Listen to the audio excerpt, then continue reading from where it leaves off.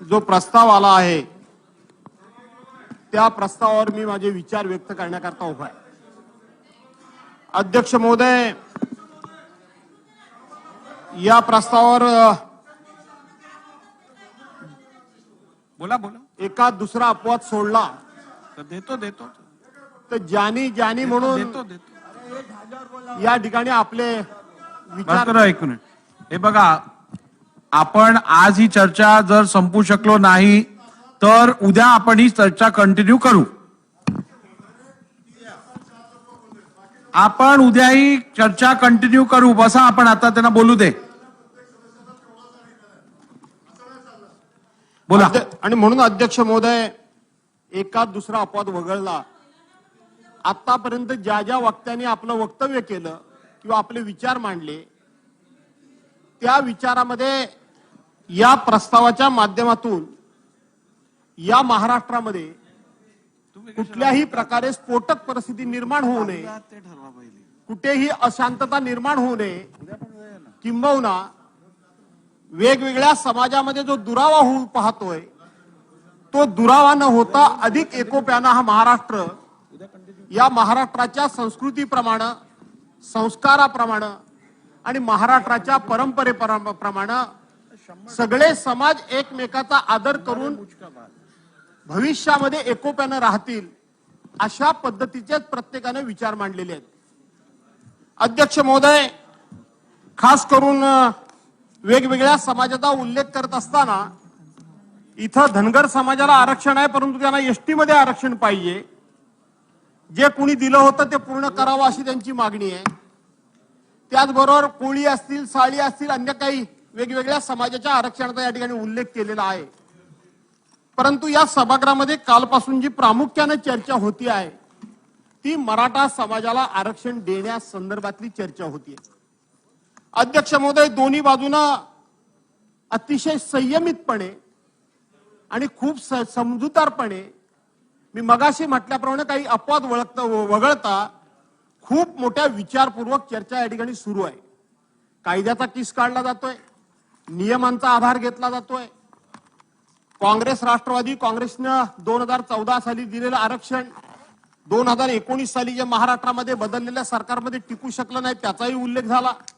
त्याच्यानंतर 2019 मध्ये जे महाराष्ट्रामध्ये सरकार होतं त्यांनी दिलेलं आरक्षण 2019 नंतर सुप्रीम कोर्टामध्ये टिकू शकलं नाही त्याचाही या ठिकाणी उल्लेख झाला। घटनेमध्ये झालेली दुरुस्ती 102 नंबर असेल, 105 नंबर असेल, नंतरची 103 नंबर असेल, या संदर्भातली सुद्धा चर्चा या ठिकाणी झाली। आणि सर्वांनी शेवटी सांगताना असं सांगितलं की मराठा समाजाला आरक्षण मिळालंच पाहिजे आणि मराठा समाजाला आरक्षण मिळालं पाहिजे याची आकडेवारी सुद्धा प्रत्येकानं आपापल्या परीने दिली। अध्यक्ष महोदय, थोडासा मी वेगळा विचार मांडणार आहे।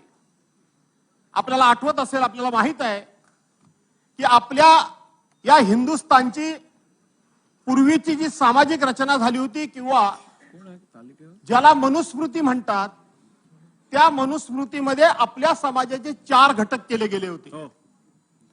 एक घटक ब्राह्मण समाज, आणि हा ब्राह्मण समाज जन्माला येणाऱ्या मुलापासून तर तो आयुष्यातनं निघून गेल्यानंतर पुढे त्याच्या कार्यापासून सगळे जे काही विधी करायचे आहेत, काय करायचे आहेत त्याची आर्थिक व्यवस्था झाली होती।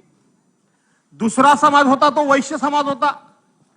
वैश्य समाजाने व्यापार, दुसरा समाज होता तो वैश्य समाज होता, त्यानं व्यापार करायचा आणि व्यापार करून त्याने आपला व्यापार उद्यम चालवून त्याची सुद्धा आर्थिक उत्पन्नाचा स्रोत निर्माण झाला होता। आणि तिसरा जो घटक होता तो शूद्र होता। त्या शूद्राला अतिशय कमी दर्जाचं काम देऊन कळत न कळतपणे तो कष्टकारी म्हणून कष्टाच्या माध्यमातून सुद्धा त्याला काही ना काही उत्पन्नाची सोय केली होती। परंतु आपल्या समाज व्यवस्थेनं आणि आपल्या स्वतःच्या धर्मसंस्कृती आणि धर्म सांगण्याचा अधिकार हा फक्त आम्हालाच आहे, या लोकांनी त्या समाजाला सुद्धा प्रचंड छळलं आणि त्याच्यावर अनेक प्रकारचा अन्याय केला। आणि चौथा जो समाज राहिला तो क्षत्रिय समाज। या बाकीच्यांना कुठे ना कुठेतरी उत्पन्नाची सोय झाली होती, पण मग क्षत्रिय समाजाला उत्पन्नाचं साधन काय होतं? क्षत्रिय समाजाला उत्पन्नाचं साधन काय होतं याचा विचार करण्याची गरज आहे। आज ही परिस्थिती का निर्माण झाली आहे? आशिष शेलार ज्या वेळेला आकडेवारी मांडत होते, कोण मंत्री आशिष शेलार जेव्हा आकडेवारी मांडत होते तेव्हा खऱ्या अर्थानं माझं मन गलबलून गेलं होतं.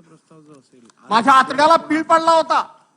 माझ्या मित्रांनी फक्त शेवटचं थोडं जर राजकीय भाष्य जर आज टाळलं असतं तर मला वाटतं की सगळ्यांच्या भाषणामधलं सर्वोच्च भाषण आज आशिष शेलारांचं म्हणूनच मला वाटतं समोर आलं असतं असं मला वाटतं.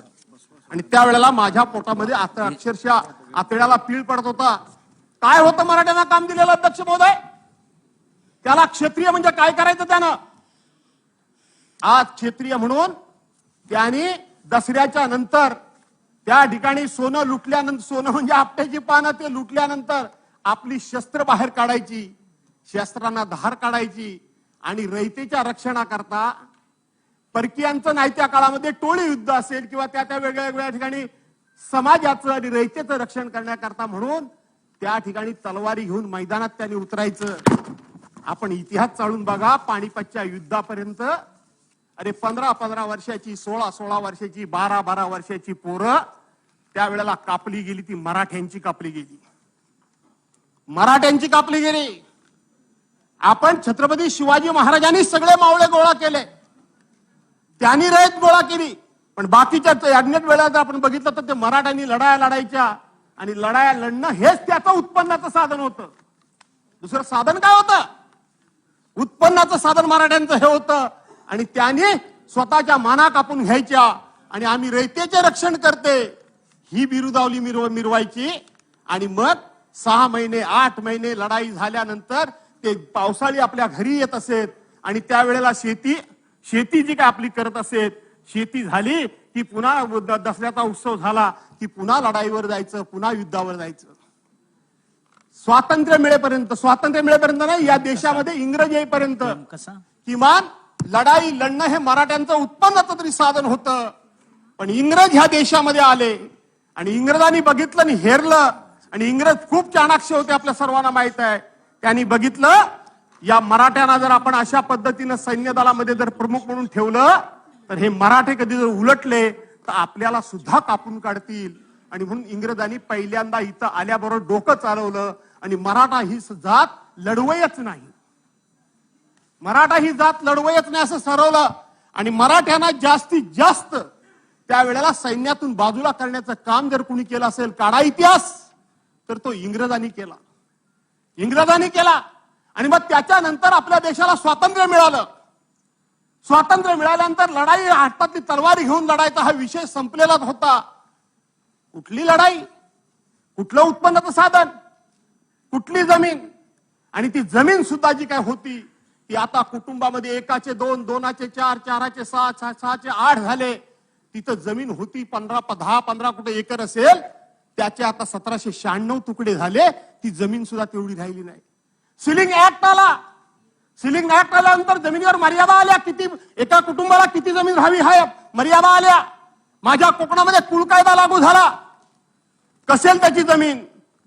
मुळात आमच्याकडे जमिनीच कमी आहे, त्यामुळे तो भाग वेगळा.